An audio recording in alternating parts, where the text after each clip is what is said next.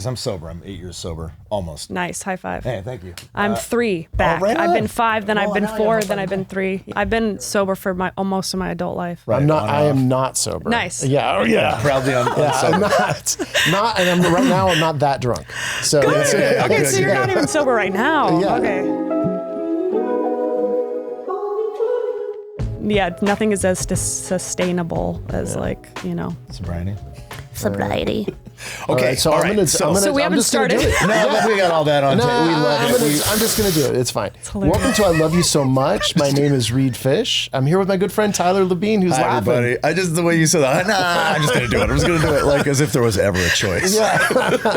But anyway, we're two divorced dads getting better, and you know how we're gonna get better today is talk to Manon Mathews. Manon thank you Mathews for is being here. She's a great dad. She's the best I'm the dad. best dad. You don't need Yeah. to get better. Yeah. You're the I'm best. already arrived. You're the So- best. You've arrived. I'll give you Manon, I don't tips. know if you know, but every episode we start with confessions. So Mm-hmm. we all confess something, and Tyler and I will go first, but you need to have one, or you can't leave. See if you catch the So, spirit.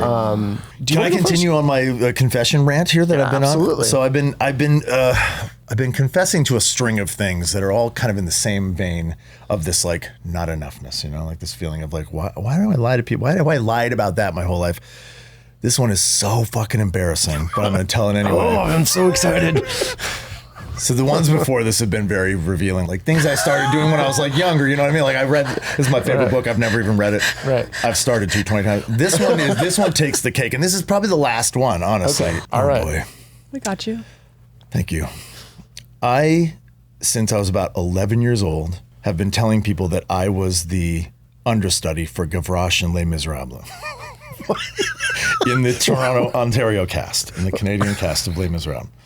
Since you were 11? Yeah, so here's why that happened, right? So first of all, I wasn't. It's such a weird Were thing. you any understudy? No. Not in a So this just got made up out of the blue. Well, I'll explain you how performing it got. Okay, I'll explain, in how, any I'll way? explain everything. All right? I wasn't Gavroche, but I was, I wanted to be. But I know what a weird thing to pick, like Les Miserables, Gavroche. That's my touchstone. I've never seen it, so. I did my first professional acting gig was when I was 9 in Toronto. Was it though? Was Yes, it? yes, though? yes. Okay. Yeah.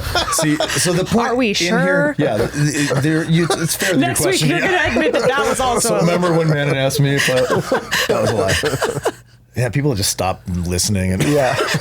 I did my first production when I was 9 in this place called Young People's Theater, YPT. It's a really famous theater in Toronto. My friend Karen is actually one of the programmers there now. It was like a 14-week run. I got paid $100 a week. I was 9. I was like, whoa, man, this is great. It kind of blew my mind that I was like a professional actor and I was 9 years old. And then the Toronto cast of Les Mis was auditioning for understudies for Gavroche. And I honestly, I'm going to have to ask my mom. I don't even know if I auditioned or not, but I feel like I told myself I did. And then as I got older and started feeling like film and TV acting wasn't as cool as like theater, I started kind of telling people, yeah, when I was 11, I was... Let's remove the word kind of. I told people flat out and continued to until today. So you brought this up recently? I think I even told Martha at one point, hi Martha, that I was the understudy for Gavroche, which is embarrassing. You know what? You were and- trying to protect the little boy that didn't get it, weren't you? And so this is the thing is I have done so much work around authenticity and trying to get totally clear. And it's hard to know who you are authentically when you're doing all this like really heavy lifting. And then these things popped up for me. I was like, oh my God, those are still living in the world, like these dumb lies that like what? And they were born from, like the 11-year-old Tyler that was like, I'm not cool enough, or I wasn't that guy. And I wish I was. And so I'm emptying the chambers in here. All right. So that's the appreciate last that. one I could, today I was racking my brain. So like, is there any other thing that I've perpetuated my whole life? What other lifetime lies have I been I think telling? if I tell more people are just going to be like, that guy's just a fucking Yeah, I know. pathological liar. But I don't really have any. Those are the big ones that I can remember that I'm like, I've told people that almost my entire life. Okay.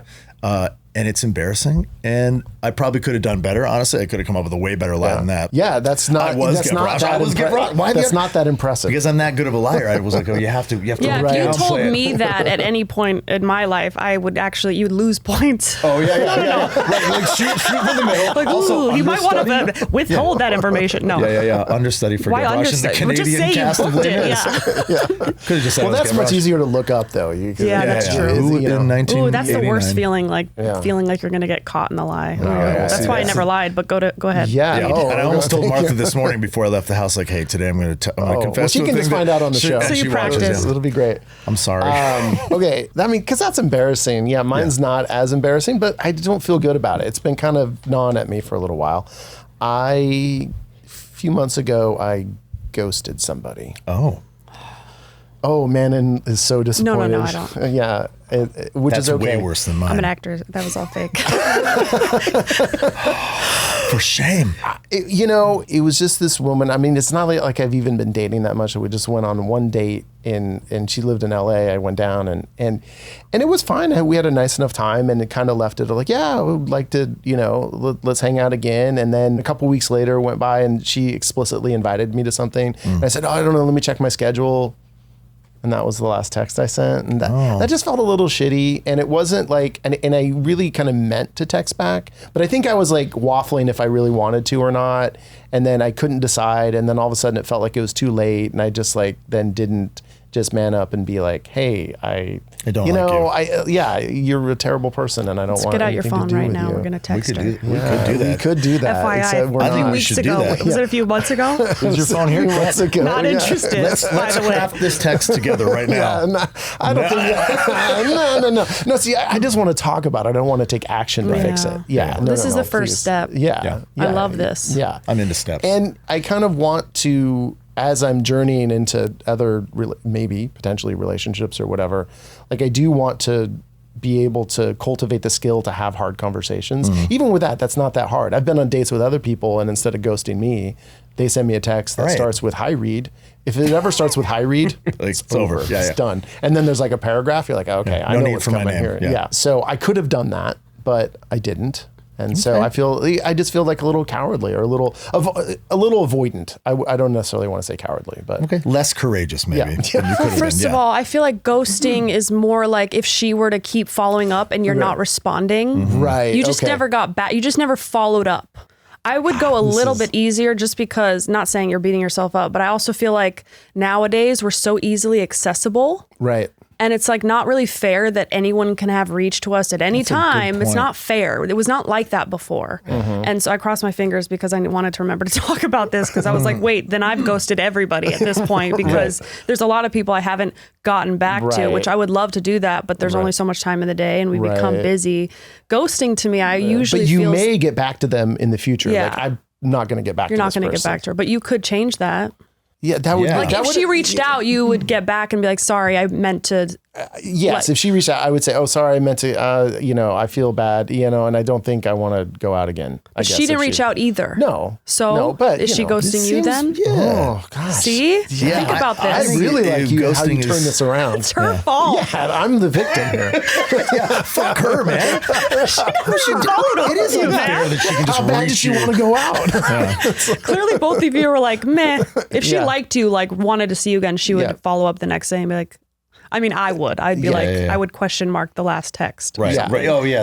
I like- That's, Right. hello. Yeah, she I've been might have getting done these because I opened up my Facebook to public friend requests and I just accepted them all.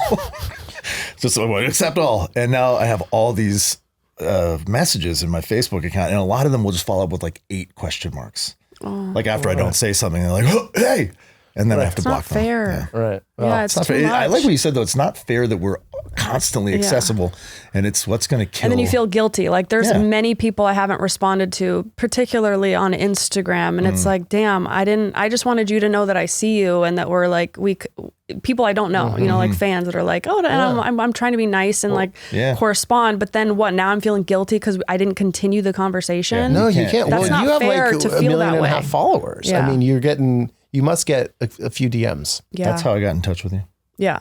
Oh, See? you respond She to got back to Tyler. me, yeah. See, so it's like it's a good thing because you Yeah. connect, but Yes. then it's like where also- where does it stop to where Yeah. we feel like no, I need boundaries and I don't want to be so easily accessible to anyone and everyone at all Boundaries. times, and then start feeling guilty that I'm not responding immediately if I don't have a connection. Sometimes I do miss those days where you're just a little bit more. What was it? I don't know. Incognito, Yeah, yeah. yeah. It's Yeah. like that. Private. That's nice. Private. We're just not beholden to everybody for Yeah. immediate communication and responses. Yeah. That's what bugs me. I mean, I'm not like you guys are both a lot more famous than me, so I don't really have that. I mean, hopefully this podcast will. It's just, but it's everybody now. This we one all episode. feel that thing of like, if you don't answer somebody right away, there's some blowback, there's discontentment, right? People are like, Right. hey man, Yeah. I have a few really good friends right now that I haven't responded to in like 2 Same, months. and I love them. yeah, I it love has John. nothing I to love do you, with man. that. Yeah, it's bad. Okay.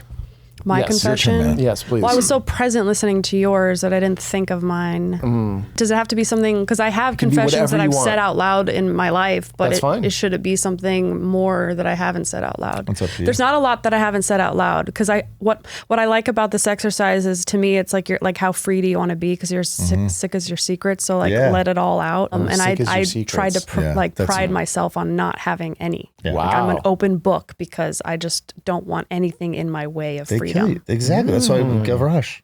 Had to get that out of my system. That was killing me, man. That kid was holding you back. Yeah. Do you still lie? Do I lie like that?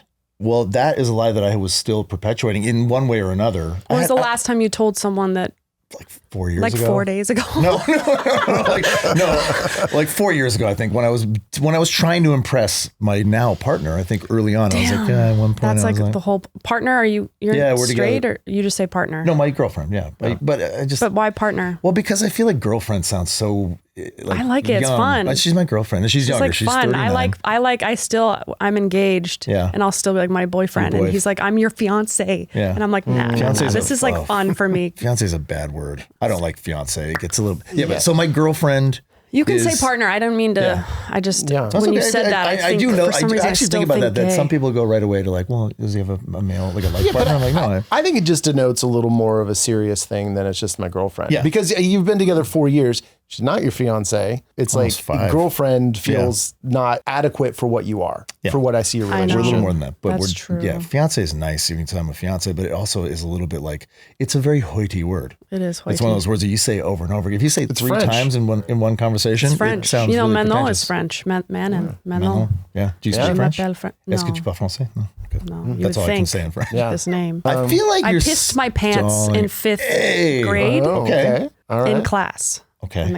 But that's not a confession because Everyone was there. they were there. Well, you still have to, I mean, we weren't there. Yeah. You weren't? I didn't know that. Well, and we don't. I mean, looking at you I was now, the teacher's aide. Can you tell that I'm somebody that's done that? Yeah. And you It's- also seem like it's the kind of person that would be like you would celebrate it a little bit. I wasn't that. It was embarrassing, of course, because it was on picture day and I was wearing white tights Oh, wow. and it was like leaking out and then like dripping from the plastic seat to the floor. Oh, bad day to piss The your worst pants. part was that I know the worst part was like other people had to clean it up. I don't know why the teacher was like, "Come on, guys, clean this up." Because you probably Other froze, kids right? had to clean it up? Yeah, other kids. Yeah. Front row, get down there. No, it was like they had to Wow. grab paper towels and Oh my clean God. it. And And you that just- part, I felt like. Do you remember that feeling? Of he's like, he's like, sorry, I'm so sorry, because I asked a few times. I was like, yeah, can I clean my Can I- feet? Please. This is way more I embarrassing. wanted to clean this. Yeah. No, I'd asked if I could go to the bathroom a couple times, and he kept saying, "No, recess is coming. Like you can wait." Right. But I obviously couldn't, and I think part of me because he said no to me twice. There is this part of me that looks back and thinks, I think I felt a little like, all right, well, I'm going to show you then. Yeah, yeah. It's You this can't say dire. no to me. Yeah. And he felt so bad, and then he said, "Yeah, you can go." But I already Yeah, went. like I already I didn't have went, to yeah. go anymore. You can go But clean I yourself still up. went and like stood in the bathroom like, wow, what am I gonna do when I go back? And My little guy yesterday, we were driving. your little guy. Yeah, my little guy. My little guy sometimes gets too full and has something to say. Sorry. My 8-year-old boy. Okay, your son. Yesterday we were driving in. He just graduated this crazy allergy program. This very experimental microdosing allergy. It's the Southern California Allergy Institute. He's been in it for 6 years. He graduated yesterday. Wow. We're driving in. It was a big day. We're driving in. And he's doing this thing where he pushes it to the very end, like as far as he can before he's like, I'm going to pee my pants. And we're on the 405 and we're in traffic, like trying to get onto the 405. So we're on the 101 to get on the 405. And I'm like, buddy, I can't, I other than pulling over on the side of the road, and he's a bit of a germaphobe and he has OCD and he just does not want to pee on the side of the road. His worst I was like, nightmare, you can pee in my water bottle. I'm glad he didn't. I would have changed that water bottle forever. But he's like, okay. And I said, okay, I'm going to pull over. So we pull over on the 405, the side of the 405, and opened up the back door and the front door and just let him pee in between there. Wow. And then later on, we're in line for to charge my car. And we're like next in line, and he's like, I'm gonna pee my pants. And I was like, oh my God. And there's like a porta potty. And I'm like, we can use that. Well, the porta potty's locked. And so he peed behind the porta potty. And like there were 3 other cars just like watching, like, oh, that asshole's letting his kid pee. It's like 0 to 100. There's no warning. There's no like, oh, I might need to go to the bathroom. It's just like, I'm gonna pee my pants. I'm now. like that too. And so is my mother. Even still? Yeah. I wait till the last second, and then it's like, I have to do it. And why don't you guys understand? And I'm like that with food too. Once I get hungry, Johnny makes fun of me. He's like, you have a 5-minute window between when you're hungry and when you need to eat, and or you lose. But you your don't recognize the signs coming. No, I don't know why. You don't like manually override. You just don't notice that you have to pee until you're. Yeah, I don't notice. Tyler, is that how it is for you? What that Yeah. My bladder? Yeah. I can actually hold my pee an astonishingly long time. And you have thoughts, like I gotta pee, but I'll wait. Yeah, I sort of sort it out. I sort of weird. like map out the day. We're all shaking our heads. You're just different. Well, that's And I why I map it asked, out. because I used to be a drinker too, so I figured it was from that. The same with eating. I'm the same way. Like I'll not eat, and then I'm like almost about to faint. I'm so starving, and I'll eat the entire plate in like 1 second. Yeah. You know what I heard recently? Because you think you're gonna die. Yeah. Same. Everything is life or death. The best analogy I heard for being an alcoholic, and then we can move on, but this woman was talking about her alcoholism, and someone was like, can you explain what it feels like when you need a drink? And she was like, imagine like you have to pee. You know at some point you're going to pee. Like you can't hold your pee in all day. You're going to have to pee, but you hold it. You hold it. And you're just thinking like, when can I pee? When am I going to get to pee? And then it gets to the point where you're like, I'm going to piss my pants. And then you go. And I was like, that is the perfect way to describe that feeling of like, I know I'm going to drink, just like when, I said I wasn't gonna, but it's impossible not to. I can't ignore my biology, It's that. I thought that was a great analogy. But the thing is, I was just going to mention before you said that sometimes I'll like have to go pee and then I'll just wait. Yeah. Because just you like a you're challenge. sick. No, not because I like a challenge, because I'm like ignoring the fact that you have to pee. I think in the back of my mind, and sometimes I'll do that on the road. You're like, oh, am I going to pull over here? Am I going to pull over in half an hour? I'll just pull over in half an hour. Yeah. But then the amount of relief you feel when you go half hour later is so much greater than the relief you would so you feel wanted now. the pleasure that later. then you sometimes when you pleasure go and seeker. it's so good that like 20 minutes later you're like, man, I feel so much better. Yeah. You know, it's that's just, called delayed gratification, something we don't know much about. Yeah. We Yeah. like Yeah. instant I like it now. gratification. Yeah. So Well, I love instant gratification too, but man, sometimes with the peeing. I can't do it. Yeah. I can hold my pee forever and it doesn't bother me. And then I'm this like, is such a good topic. Let's title the Peeing with Manon. peeing with Manon. Yeah. Manon. Sorry, I started this disgusting. I'm going to shift. Okay, here's one of the main reasons. Well, first of all, Manon, I would like to say welcome. I feel like we glossed over that part a little bit. Right. Just confess and talk about pee. I think you're hilarious. I've been you. following you for a long time. I think you're very talented. You're very funny. Thank you. I have heard that you're a fantastic actor. I haven't seen anything you've acted, but you're just a great performer. Who have in you general. heard that I'm a great from actor the internet. from? The internet seems they to say it. Yeah, the internet says you're a good actor. No, but you obviously are. You're very talented. Thank you. But one of the things that really sort of caught my attention, and the reason why I wanted you to come on the show, was your transparency at one point when you went through your breakup. I just thought, okay, there must have been a decision at one point where you were like, okay, I can either do this behind closed doors and I have this persona and I'm funny, but you sort of went all in. And I think for me, my reaction was like, oh, right on, man. Like I got to see this like very real person in front of me. I'm sure other people were probably like, that's not what I want from you. I wanted to just the comedy, but it seems like your audience has grown probably since you were just like so transparent about your. I don't know. I guess it has, but I don't feel like it's grown because of those stories Yeah, maybe and me not. sharing in that regard. I feel like it's grown because I lip sync to Yin Yang Twins. But well, yeah, of course. I mean, yes. No, people those love are the funny. ones that get 30 million. The one yeah. of me talking about my divorce and being cheated on people, there's a certain audience that like it and they go, oh, I can't tell if you're kidding, or I'm waiting for the joke. Well, I saw the first one I saw you crying, and I was like, I think this is a bit, and then I was like, no, this is like a real thing. I was crying. See, there was one that you were crying, and you were like, Manon. you just were like sort of talking to your phone. I think you were lying down and you started crying, and I was like, oh, this is like a real thing. What video is this? I don't. It was a long time ago. Anyway, I really wanted to applaud you for doing that publicly. I think that was really brave.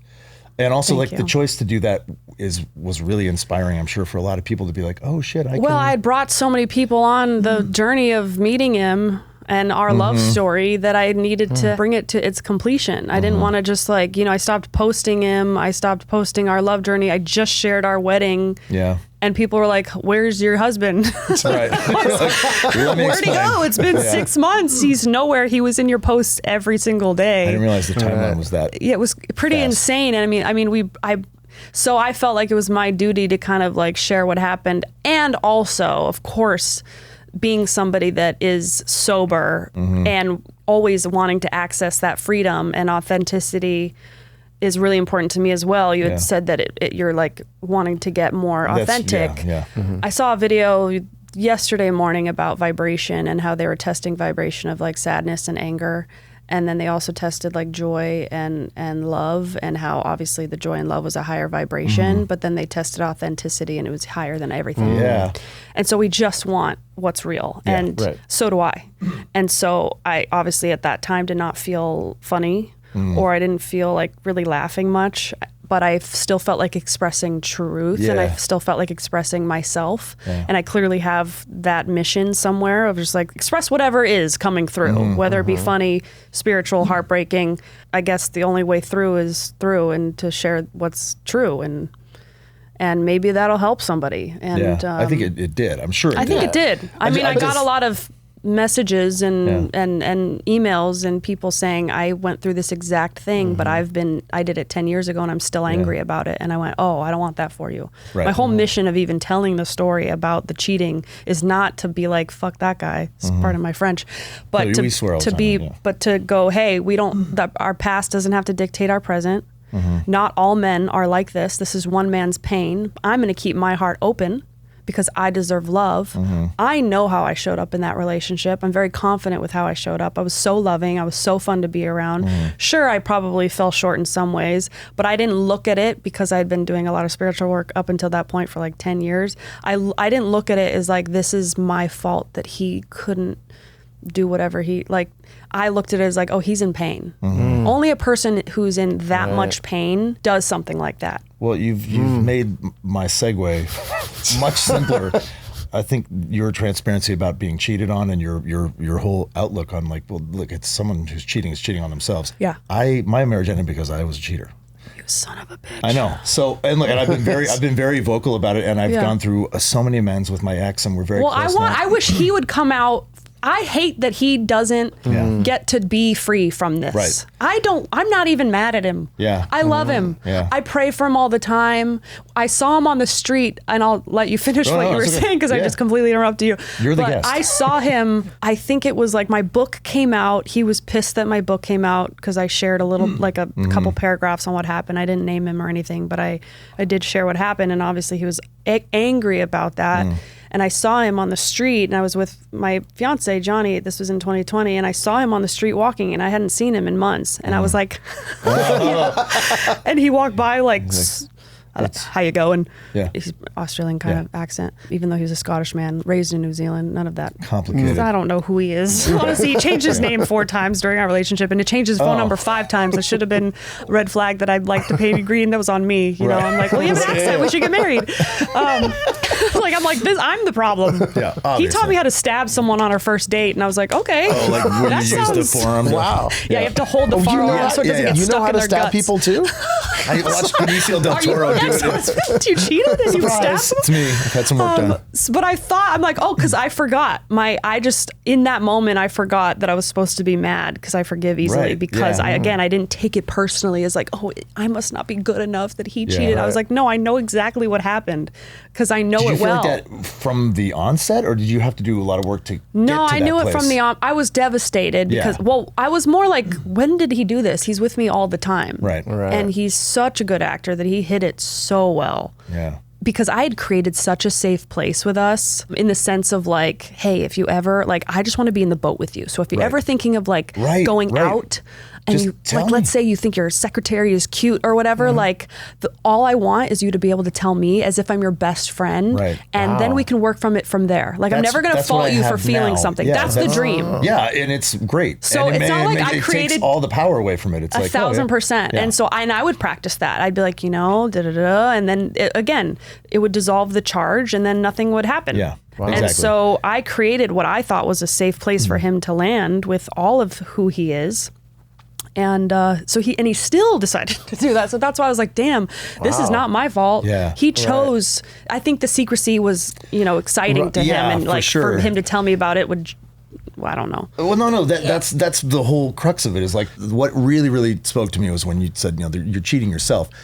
I think a lot of men who haven't done the work are probably like, well, that's not it at all. But it really, no matter what the circumstance is, the problem is that I didn't know how to love somebody else. And I didn't know how to be loved. And that's not anybody's fault. So you self-sabotaged. I sabotaged the clandestine sort of activity was appealing to me because it felt like a charge. I'm an alcoholic. I'm addicted to everything. Chaos. I hadn't done any work in any regard on how to understand what I actually needed, Yeah. I think my ex-wife provided me with many of the things that I needed. We had other problems. It's not what we're going to talk about, but that feeling of like, why did I do this? And why did I repeatedly do it? And me cheating myself just made so much sense to me when you said it. And I was like, that's exactly what it feels like. It feels like I robbed myself of real love and of a wonderful person and of my own time, my own feelings of like it felt sickening half the time. And you're just like, oh, well, I'll do it again. Yeah. Maybe it's like chasing the dragon. Like it'll feel better this time. And then when everything came out, were you sober towards the end of it? Yeah, so I got sober for 2 years, and then it got worse. Yeah, it got worse. That makes sense because you took away your pacifier, my vices. Yeah, and I heard someone say once that like we're not even addicted to alcohol or donuts or cheating. We're addicted to the feeling afterward of proving. See, I told you I'm a piece of shit. Yeah, absolutely. I'm addicted to that feeling. So anything we can do to act out to prove that theory. Yeah.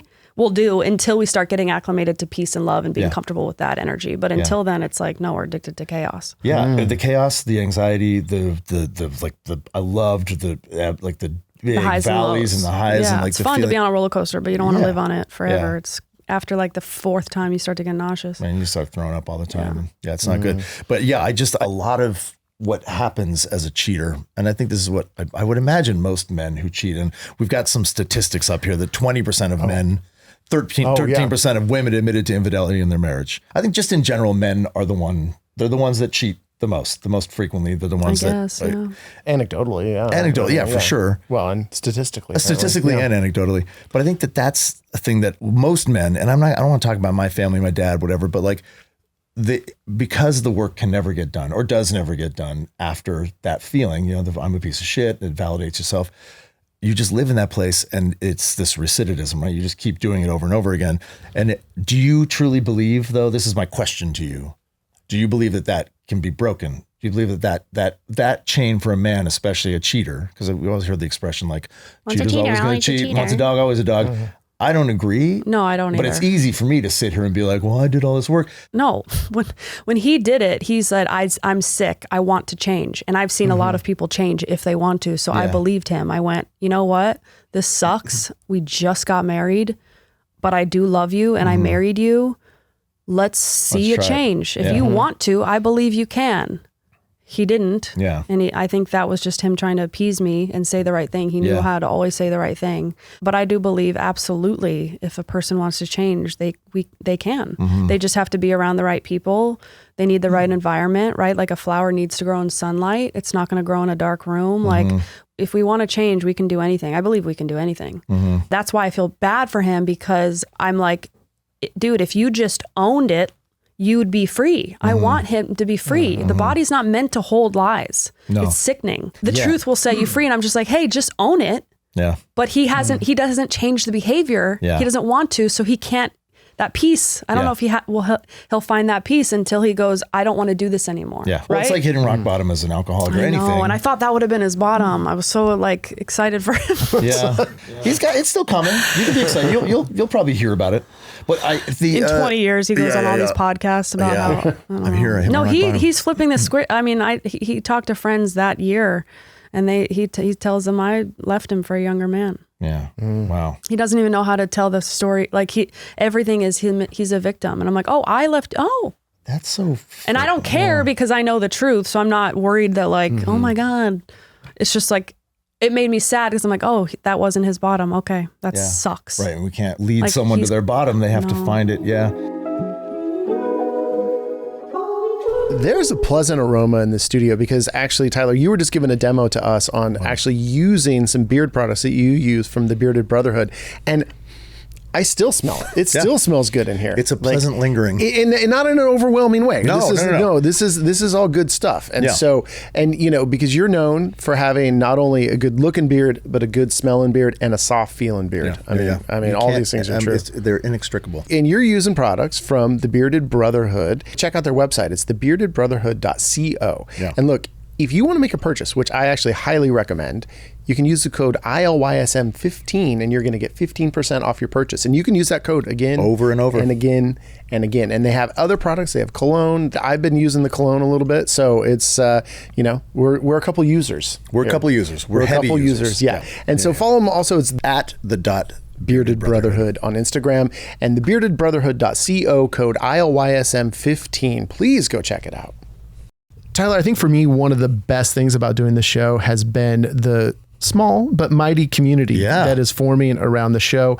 And we're inviting our listeners, our viewers right now to come join us, to come be with us on our Patreon. Yeah. You can do it for free. We prefer it if you pay, but you can get ad-free episodes. You can join the community. We're having discussions. Yeah. Patreon only content. Yeah, some BTS stuff. Definitely I'm on there starting chats as often as I can, asking poignant questions and getting into forums. Yeah. Yeah, absolutely. And we're each doing a playlist. I think that I have a lot of fun with that. In the back of my mind, I've always wanted to be like a rock critic or something. So it gives me a little bit of space to like throw some songs out there that I like and talk about stuff. So, we are patreon.com and we're ILYSM pod on Patreon. Even if you don't want to check it out, any of our Patreon listeners already, we love you so much. You are the backbone of what we're doing, and to form this community, and hopefully it gets bigger and bigger and bigger because these conversations are important. They're fun, and we're just connecting and feeling less alone in the world. Community.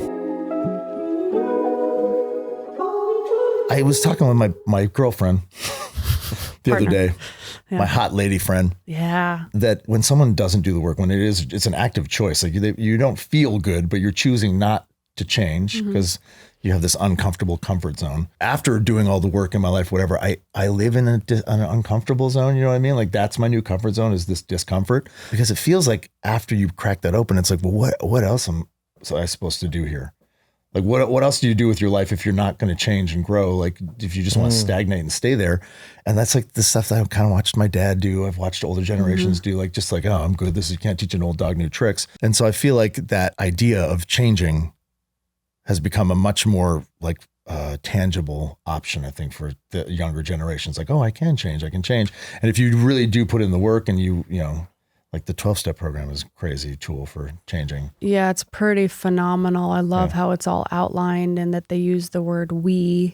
So we're in this together. And it's like, if you think about, I look at a staircase and you can't get to the top until you take one step at a time. And you have to be really fully present with one of the steps before you get to the next one. And each one has such a purpose. It's really beautifully designed. I think maybe the older generation, I'm going to make an assumption here, because I feel like my parents and grandparents or whatever, and my fiance's parents, my assumption is that maybe they just judge themselves less than I judged myself. Like it's like they are just how they are, and they're not like judging the way that they are. Whereas like I don't know if it's social media or the way that I grew up, I've realized my biggest issue is me judging myself and me judging where I'm at. Right. If I removed Like the not judgment, being content with where you are. who cares? Yeah. Like, right? But I'm like, no, you need to be better. You need to be smarter. You need to be this. You need to be that. Why are you feeling this way? You shouldn't be feeling that way. And it's just like, remove the judgment and I'm just am where I'm at. Can you? Can you remove the judgment? Yeah. I do it a lot. You've done that? Well, I've worked really hard to like be Really, actively it sounds remove like it. you have. Yeah. I I'm think not I getting have. judgment from you. Yeah. Thank you. You seem like very Worked a lot. I've done a lot of work. Even the way you came in the room, I was like, oh shit, she's very like,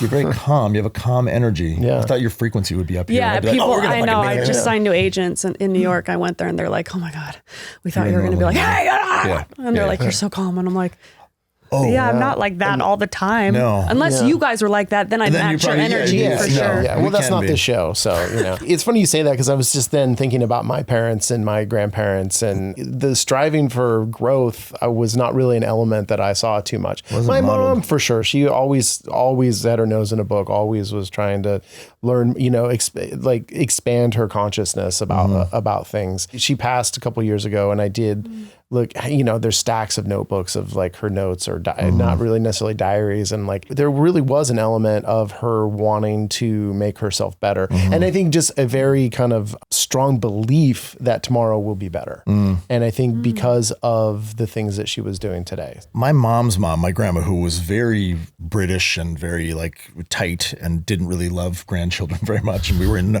always in another room and I didn't know much about her. Marion Foster, when she died, she left her children this memoir.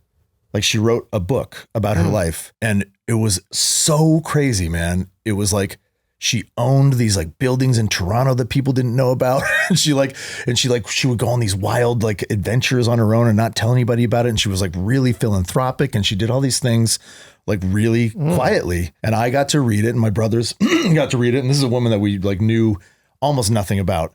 That was weird, man, to like read that posthumously, to go like, whoa, I just thought you were this kind of insignificant, kind of like strict, stern woman.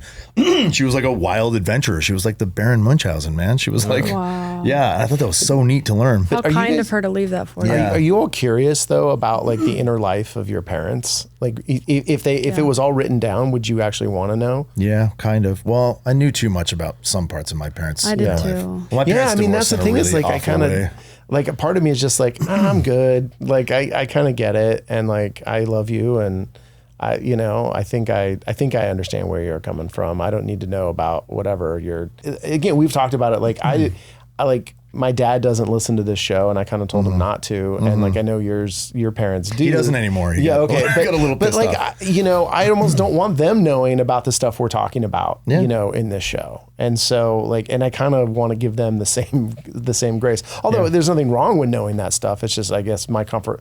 Maybe it's just my own hangups I have to get over. My parents got divorced when I was 19, which a lot of people were like, oh, that's a great, and it was really messy. And my dad like took off and moved to another part of the country, and he like left all this baggage, and he was a compulsive gambler, and all these things happened that I didn't know anything about. And then my mom, in an attempt to, I think, make herself feel better, needed to unburden herself about their sexual proclivities. And she told me all about my dad's stuff, this stuff that he has that turns out I also have. Talk about on the show that I lived with deep shame for my whole life. Well, and not my whole life, but, and she told me all this stuff, and then it turned into this fucking ticking time bomb. My dad was 52 when it all happened, and I thought, oh my God, I have some of the same things as him, and I'm going to explode, I'm going to implode, whatever. He was a cheater as well. All these things that I learned, I ended up manifesting. No, don't attach that to you. Not in that. That's not the way you want to do it.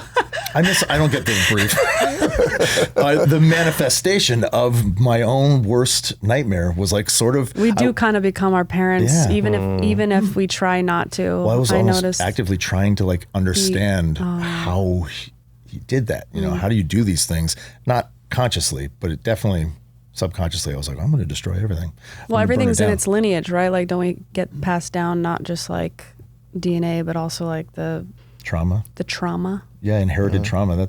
I believe that's true. Like, I've been trying to feed my baby eggs or like any protein because he's 20 months and he won't eat anything, and it really upsets me. And Johnny last night told me, Johnny's the fiance, and he was like, I don't even know what to call him anymore. Just Johnny. Just Jenny. He's like, your face when he doesn't eat you look so mad. Yeah. And like, just be careful because he sees you. Right. And then you don't want to wire like 20 months old, like, oh my God, if I don't eat, I'm angering mom so bad. And I'm like, oh, that was my dad. Yeah. He would like, even at 15, slam the table like, eat you. Oh, and shit. it triggered me so much. You know, it was so traumatizing, and he probably doesn't even remember it because they never remember it the way that the kid remembers it Just a so moment for intensely. them, yeah. And I'm like, oh, I'm literally my dad, and I've done 15 years of deep spiritual work, like I told you, not only like 12 steps, but ayahuasca and Tony Robbins and Landmark and MITT, everything under the book to be. Didn't you have like a brain scan at some point? Did you have a lobotomy? Yeah. Yeah. Did have to find out about your negative thought patterns. I did EMDR for like 2 years. I was like, I'm going to get to the bottom of these cyclical. I did a lot of hypnosis. I became a certified NLP practitioner. Oh, wow. I mean, that I did 30 days before I got on the Vine app and blew up and got like millions of followers. And I think the two are connected. I like drop. But it's so and funny I still am getting mad at my son not eating. Well, but and then also with you just said that you hold off on eating. You have a 5-minute window between hungry and like because my dad trained me that if I don't eat right away, I will get. But then also like you probably have a little resentment and a rebelliousness in there where you're like, well, fuck you, I'll eat when I want to eat. I'll wait till I eat whenever I feel like. I developed overeating. Oh yeah. I would eat my feelings. I don't do that anymore because hypnosis fixed it. Well, but that's prior, cool. I was like forever. I would just go in my room and eat like C's candy, like 10 candy bars, or like even in my earlier sobriety, I was like, well, I can't drink anymore. I'll just eat donuts. I would just overeat, and then I'd start crying because I couldn't finish the donuts because I was full. And then it was this cycle, and I was like, I guess this is my life now. And I would practice being like, well, let me just get one Oreo or 2 Oreos. And then I'd just go back and forth from the kitchen and back and forth and back and forth. And I was like, this sucks. I can't believe this is just going to be my life. I guess I'm never going to get it. And then I did one 10-minute hypnosis exercise, and I haven't overeaten in like 8 years. God, I can eat 2 Oreos and be like, and then forget about it. Well, I had to take a GLP-1 That's for my. that. I need to like what? I take a GLP-1 for that. Yeah, I was like, but no, my journey through life with my weight and eating has been very complicated. We've talked about it in here. My dad and let's stop blaming my dad.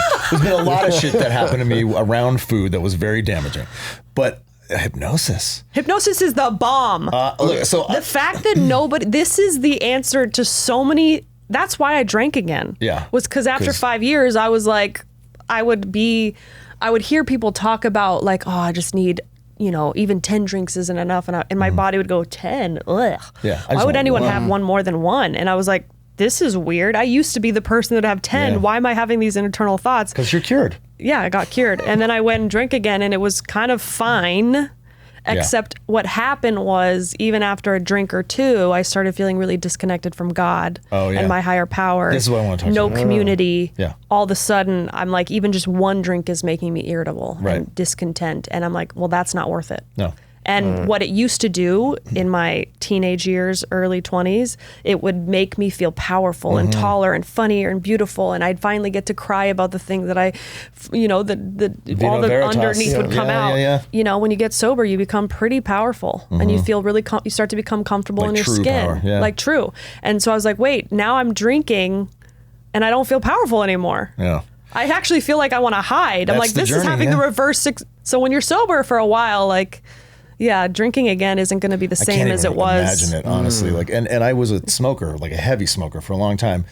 And this is funny too. Like I about 7 years ago, I went downstairs from my apartment in New York, and I was having a cigarette in the freezing cold New York weather, and I got this like full body sweat. I was going to throw up, and ran upstairs, dry heat for like 10 minutes, laid on my bed, was like the room was like spinning. I'd never had that before, and then I just quit smoking that day, and I never smoked again. And I was like, did I get hypnotized? And I didn't remember. Like, that's what it feels like to me. I'm like, if that's the efficiency of that kind of messaging in your mind, where it's like, hey, that's never going to happen again, my body just decided for me. Yeah. Is that sort of hypnosis? Like, you just sort of feel like it's done. It's just done. Well, can you it's walk a decision. me? We're one decision away. Can you walk me through the process? I mean, Which part? Well, just the Can you hypnotize the Reed? actual hypnosis. Do it. The eating one particularly, Yeah, or just whatever. I mean, hypnosis you in said general? I had one 10-minute hypnosis and I'm fixed. So that's interesting to me. I know. Yeah.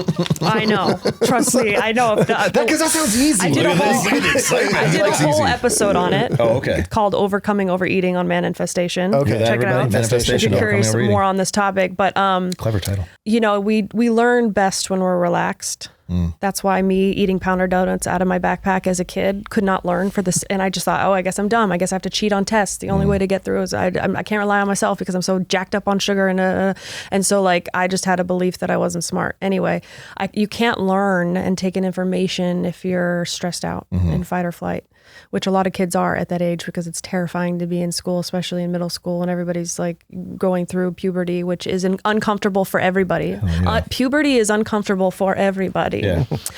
If you understand what I'm saying. And so it's just uncomfortable. It's an uncomfortable time. And sometimes we get in fight or flight and we can't learn. And so hypnosis offers relaxation to get to the unconscious mind, which is like the orchestra. And the conscious mind is like the conductor conducting the unconscious mind, which is where like 90% of our behavioral patterns are. And so even though we know logically, oh, I shouldn't be smoking, the unconscious already has all these patterns set in place and this program set in place, which is why we're reaching for something knowing I shouldn't be doing it. And so the only way to get into that relaxed orchestra unconscious space is through hypnosis and getting into like a guided meditation so that you're relaxed enough to see what is going on in the unconscious level. And so that at that point, when you're unconscious, we can start asking questions to the unconscious mind to get answers to go, oh, I see. Let's rearrange some of this real quick. And it can happen in an instant by doing visualizations and auditory exercises to pick a new, more effective way to solve that problem that we think the food or the cigarette or whatever is solving. Right. And so we do something in the way that we know how, but in like when you give a baby a toy and you take away the toy, the baby's crying. But if you replace it with a new and improved toy, the baby's like, yay. So our unconscious just hasn't yet come up with a new and improved way to solve the eating problem. For me, I needed comfort, right? The two functions of the unconscious mind is to control and protect. Those are the only two. Everything we do is out of serving those two things, which is interesting. We're either trying to control a situation or to protect ourselves. That makes sense. And for me, eating was a way to control and to protect. Right. So in the hypnosis, my teacher was doing it to me, and she was like, we figured out, I don't remember what it was again, because it was unconscious and it was 8 years ago or maybe even longer. But we found a new and improved way to solve that need of protection and control. And I it's all unconscious. I didn't even know that it had worked until like 5 days later, because I went and filmed Broad City at the time, and Crafty used to stress me that's why honestly I'm convinced that I just didn't book things, because I was like, it's suicide. I'm going to be at the crafts table and then eat and be hyped out and then can't do the scene and then I'm going to make a fool. So I used to get so stressed out. So I went to Broad City, had a great time, came back to the class, and she was like, so what's different? And I was like, about what? And she's like, I didn't even know what she was asking. Like, that was how unconscious it was that I don't even remember the problem. Right. That I suffered from for like 25 years. That's what it felt like with the smoking. Yeah. That's why I love it, is like, we think we have to do all this heavy work, and sometimes that's really great to do, to grieve and to, you got to feel it to heal it. But sometimes it is just a program running in the unconscious mind that can be solved within 10 minutes. We can talk about this. I know. Isn't it fun? Well, like I did EMDR for a long time. It sounds like a similar idea is that you're trying to get to these like narratives, these unconscious, subconscious narratives, but it takes a lot of time and a lot of work. But when you are being hypnotized, I mean, is it like we, see on TV and, so that, I guess can happen, but I have never dealt with that or done that before. It's like, you have the power to move your body if you want to. You're not going to like cluck like a chicken. It's not like scary in any which way. But you're not really sleeping but you're kind just of very not relaxed. conscious. You can be conscious. Like you'll be like, for me, I was very like aware of what was going on. I couldn't run it through because I was just more in a relaxed state. And I think the brain can only like remember so much, but we also worked on the all or nothing, I think. I used to have an all or nothing, like it's either everything or nothing. I'm black or white. Black or white. And I think we worked on that in my mind too. So the feeling that I would get of satisfaction when I ate the whole box of cookies, we removed that way far up so that I would feel that after the first one. Yeah. That's crazy. Was awesome. It's like saved so much money on cookies. Saved a lot of money on cookies, donuts, the cookie habit, and just time, like in my mind. I would think about. Were you overweight too? Never. And so I would deal with it alone in my mind, and people would be like, and so people would force food on me, and then I would prove to them that I eat because I wanted them to know, like, I do eat, and I'll show you. Look at me, right? And they'd be like, you're fine. And so no one was really in it with me. I would feel pain. My parents knew because they saw me. My dad's like, stop. Yeah. But all my friends were just like, she's fine. Yeah, like she. Oh, how lucky you can have 5, even if they saw it, you can have 5 candy bars and you're still skinny. Sure. Yeah, no, totally. I mean, very blessed. To me, that's the dream, Vanity-wise, very blessed. Yes. But internally, it was like quite a struggle. I think what you're saying is like a lot of alarm bells weren't going off for people because you're like, you 1,000%. Totally. Yeah. No, I mean, I had like acne and a very puffy face. Yeah, no, people see me and they're, like, well, I mean, back then, it's like, oh, well, you're going to have that whole pizza, I guess. Yeah, because you're a fat guy. Yeah. Fat guy or you have a problem. Okay, here's the other thing that I had to practice doing, and this has changed my life as well, because I believe that when I ate that way, all of a sudden then I'd have this narrative that was like, I suck, I can't believe I did it again, and the shaming voice. So what I did since then, because I still will eat, I ate cake the other night. Cake is great. I make sure to, if I eat cake, well, I try to pray over everything I eat before, so I'm changing the energy with which I eat, and so I'm not eating with shame. But even when I'm eating the cake, I literally will like surround it with love in my mind. And then as I'm eating, like love it, I literally do this. I love and approve of my body. Right. I love and approve of my body. And in the first like 80 times I did it, I felt so cringy. Yeah. I hated it. I felt like I was lying. But then all of a sudden, it started becoming my new normal. Yeah. And I believe that that's firing unconscious when I do that. And I swear my body changed because I moved to New York and I started eating pizza and cupcakes and I dropped weight and looked better. And I was like, this was so weird. I was doing paleo and CrossFit and I looked way worse and I was heavier. So what's happening? I mean, New York maybe just better in general energetically and I was walking, but I believe the way we talk to ourselves is everything. Sure. I mentioned that before. The even language you use around yourself, like calling yourself a piece of shit or no bueno. That needs to stop. You have to, you stop it. And in the beginning, it feels very disingenuous. Like it's like a real effort to stop calling yourself a piece of shit, which you shouldn't be. Yeah. But it does start to actually affect change. You start to believe in other parts of yourself. And I think I did this experiment. I think it's pretty common, but in the morning, I look myself in the eyes in the mirror and say, I love you to myself deep into my own eyes. And it's cringy as fuck. But you do it every morning. And I actually started to love myself, which I never, ever did. And then your actions start aligning with that love. Yeah. And you start not tolerating people around like you that don't treat you the same way you treat yourself, if not better. Exactly. We start calling in people that love us, the amount we love ourselves. Yeah. And that's why when he cheated, I go, this has nothing to do with me. I'm so lovable. I'm almost delusionally lovable at this point. Right. Which I'd rather be than that piece of shit that I used to live with forever. Yeah. No shit. You know what I mean? It's such a struggle to like love yourself, isn't it? Like not for you.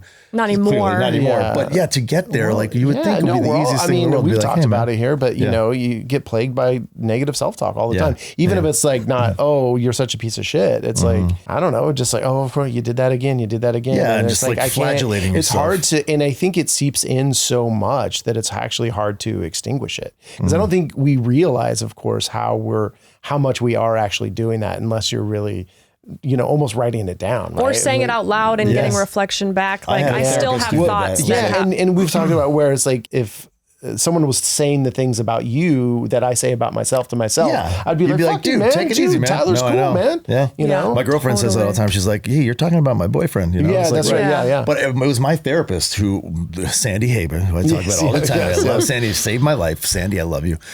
She, in my first session with her, when she called me bullshit, she was all this stuff. And then I started actually talking to her authentically. And at the end of the session, the only thing she said was, you called yourself a piece of shit 14 times in the last, however many minutes the session was. And I was like, well, I don't really mean it. She's like, yeah, but you do. You're saying it so much. You firmly believe that you are actually a piece of shit. And the more she said it, I was like, I'm a piece of shit? Like, what the fuck? Why did that become okay to just call myself a piece of shit. So well, you've those learned changes, it from somewhere. Someone said it and then you picked it up. Or that's how programming made me feel works. that way. Yeah, for sure. Yeah, sure. Or you said it to yourself one time and you believed it. Right. And At some point it works Yeah. for you. I think that's the same with you were saying, like with alcohol and drinks, and it made you feel powerful. It's like the magic to medicine to misery, right? Like it's this magical thing. And at some point, talking poorly about myself was a tool. I used it somehow. It got me what I wanted, or it was a way of self-effacing, or it was a way of manipulating or something. It worked for me for a while, and then it just doesn't. And you're like, I have a bad story. I still have limited thinking with myself. I don't think what I do matters. you don't think what you do matters? Yeah. Oh my God. As an artist, especially. I'm like, nobody cares. Yeah. This has already been done. There's no point in me filming anymore. What value does my voice have? That's what I go No, to. not Like, that one. No? Like, Doesn't resonate to me at all. oh no? Well, that's for me. You're ticking all my boxes. Like that idea of like, why does what I say fucking matter? But aren't you getting enough external validation? It doesn't land anywhere. I don't feel it. I don't see. I see a Ever? number. I don't know. I do it if I go on stage. Okay. Or if somebody says, "Hey, Manon, I love your stuff," then I feel them, and I'm like, "Oh, this is nice connection." Yeah. But numbers and comments, I don't feel it in my body, so it doesn't land. Do you ever get, I feel like I have a hard Unfortunately. reset. Yeah. Like I have this a lot when people are in my sphere and we're making each other feel good and we're vibing or whatever. As soon as I'm out of that sphere, I immediately go to, they hate me.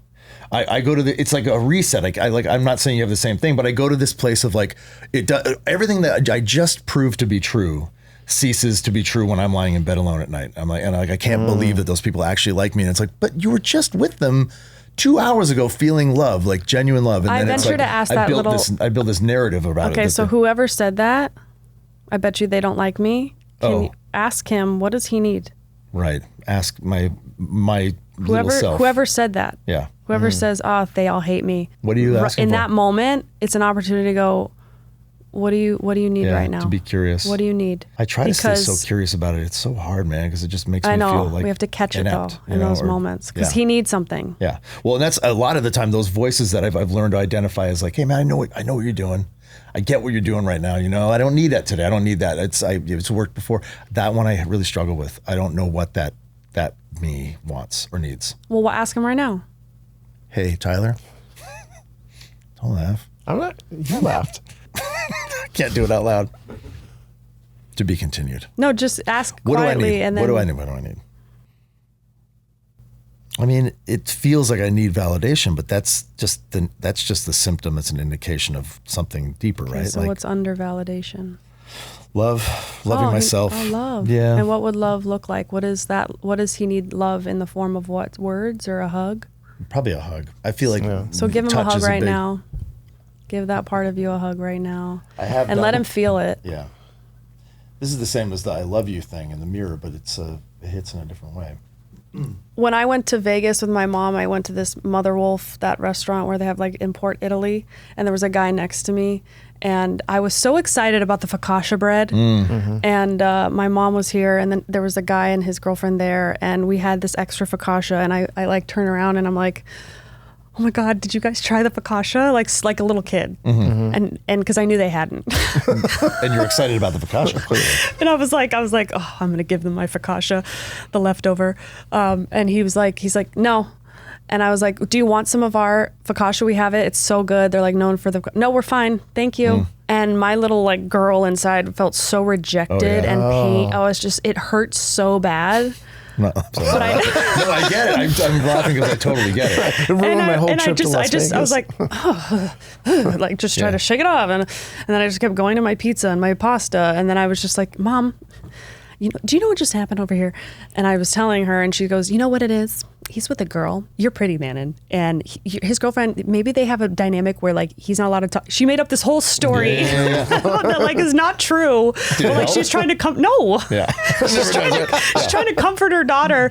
Because that's what I used to say to my dad when I'd get bullied in middle school because I didn't know anybody and I got lollipops thrown in my hair and bullied like line of girls. And just me on the opposite side and them like bullying me. And I'd come home and tell my dad and he's like, they're all just jealous of you. And I was like, that doesn't, first of all, I don't believe you. They had to clean your pee too though. No, it wasn't different. Oh, different class. school. Okay, yeah, we had to move from Sherman Oaks to Calabasas. got it. Very long commute. Point is, it was the same. I'm like, this isn't making me feel better. So I was like, well, I need to feel better because I need to feel good because I like feeling good. And I remembered that exercise of like, okay, the part of me that feels so like sad right now and rejected, like, what do you need, Manon?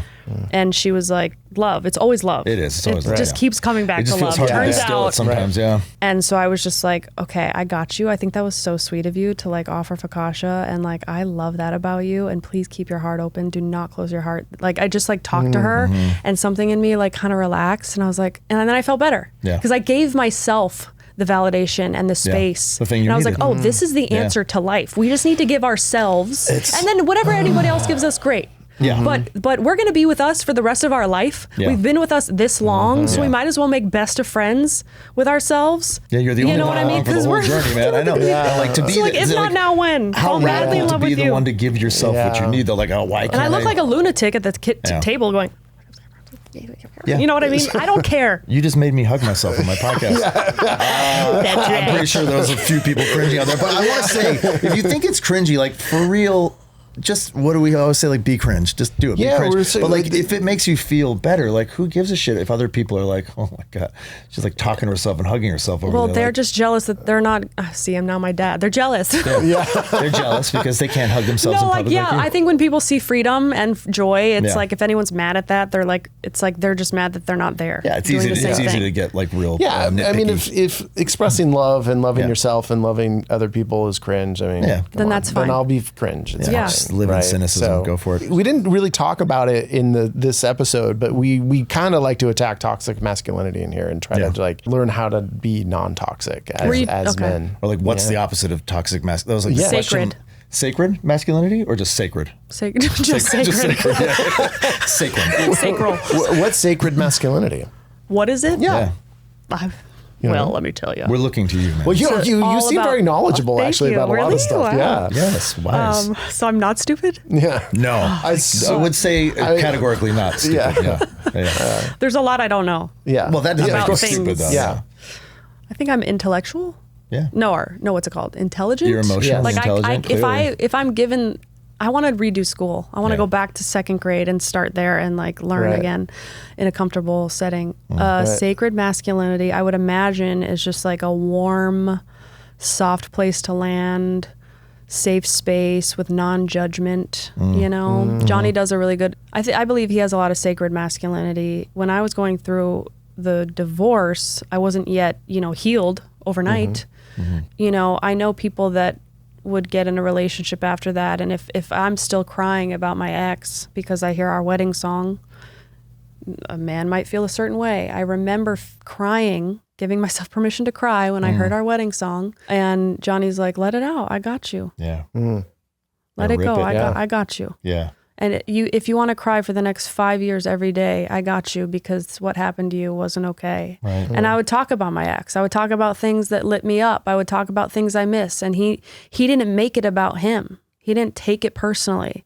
He just was a gentle, safe place for me to be all that I am. And guess what? It actually helped me move through the healing process pretty quickly, actually. Yeah. I mean, I was only with the guy for 2 years, so the ex. So it's not like it was like a 10-year relationship to grieve. I don't know if that really matters. but it was intense. It was though. still intense and Yeah. it was still painful, but he gave me a soft place to land, and I didn't have to like hide my feelings alone and do it somewhere else because I didn't want to make him jealous. We've talked about, a lot of people's answer to that question is empathy is what sacred or positive masculinity looks like. I'm like, I agree. Like softness. Like, why can't we be in touch with our softness, And feelings are meant to be felt, not fixed. And I think oftentimes we think we need to like fix it for people rather than just like be with them. Yeah. Like compassion is just like being with the pain. Yeah. I've learned that a lot from my teenage daughter, that all she wants is just, she doesn't want me to go, well, you know what, that reminds me of there. I think because I don't have the answers for that. I just sit there and go, fuck, that sucks, man. What else? That sucks. Is a great what question. Can I do for you? What else? Oh yeah, what Tell else? me more. Do you need anything? Can I get you, do you need anything from me? I like, Johnny always says that if I'll be crying about something, or I'll be starting to talk about something that I know needs to go to its completion, and he'll just keep saying, what else? What else? Until you're and then there's more and more and more. And then it was never about the thing. I thought it was about this. It's actually about this other thing. And thank you for giving me the space to actually see it through till its completion, because it keeps coming up for a reason. Yeah. It's never the thing. No, it's never about the thing, which is confusing, but it's true. It's not even arguments with people like this isn't. We're not arguing about that. No. I know. Oh, okay. Well, and I think this tip is really good. Yeah. So we will give it. We prepared a tip. If you're thinking about cheating, go to therapy instead. Yeah. It's the same thing what you're saying about if you having that relationship with your partner where you can say, oh man, I think that woman is really attractive, or wouldn't it be fun to, the charge gets lessened. I think going and talking to somebody about what is on your mind, whether you think it's bad or good, is a really powerful tool and can really help with. That tip of just allowing that space to talk about those things as soon as they come up and just be not judgy. I mean, that's impressive. Thank you. And so, the other thing we like to do is end with some gratitude, of course. Yeah. Manon, thank you. We're very grateful much for you coming. That was amazing. Aww, yeah. Thanks for having me. nice. I loved it. We were I don't both want it to super end. excited for your episode. We've been, for a while, we've been really excited. And it was way even better than I thought it would be. Yeah. Wow. Yeah. Wow. I thought it would be good. We didn't know what to expect. I thought it would be good. I don't know. I've never met Manon. I think you're fantastic. Your persona that Maybe you you put can out have there. me on again, because I feel like there's so much more to say. Anytime we would love it. Yeah. Or have us on Every week? Have us on Manifestation. Okay. Come on. Yeah. I would love that. Yeah. That would be amazing. And then we, of course, have gratitude to our Patreon subscribers, Jonathan Newman, and this guy, Jason. Our new guy, Jason. Yeah, thank you also, guys. Jason shared a really wonderful confession / sort of moment with me in the DMs today. And it was really, it was lovely. I just wanted to thank him for that. It's so gratifying to have listeners and viewers, and we really mean it. It really means everything to us. And then we, of course, love all the crew here. You guys are doing an amazing job, Guy. Thanks for coming in on the mic. Yep. And then thanks to All Things Comedy for letting us use the space. The new studio is coming soon. And thanks. Shout out to Bearded Brotherhood as well. Yep. And then our boys at TBB. Yeah, of course. And you, love my you, buddy. friend. Love you. We love you so much. Thank you. Love you so much.